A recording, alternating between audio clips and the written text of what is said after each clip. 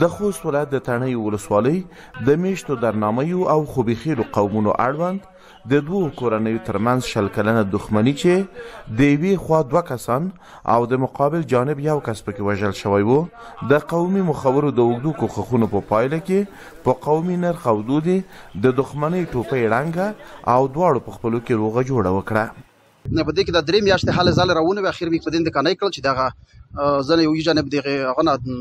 دی وکاس د ته هغه کی چې د خپل پلور عفو وکي نن تاسو پړوند عفو وکړه بخره وکړه. بل لوري ته د پخوانۍ دښمنۍ ښکې لوري هم په خپلو کې ډېر غوجوړي او سولې ته خوښ دي او زیاتوي غواړي تر دې وروسته د ځانونو او خپل نوي نسل د ښه راتلونکي لپاره هڅې وکړي. بس موږ نه را دا وغوښته چې موږ باید خپل درسونه ووایي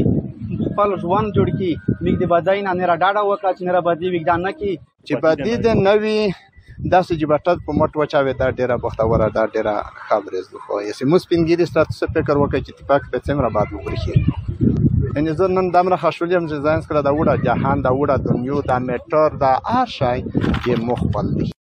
د ټولنې قومي او مخور کسان هم په ځانګړي ډول د لوی پکتیا په قومونو خیلونو او کورنیو کې خپلمنځي دښمنیو ته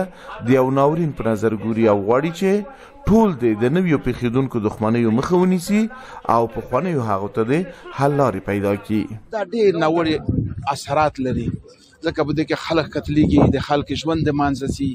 او په دې کې اقتصادي بحران بې اعتمادي بې اتفاقي نفاق بدبختۍ مخ په زیاتېدو دي.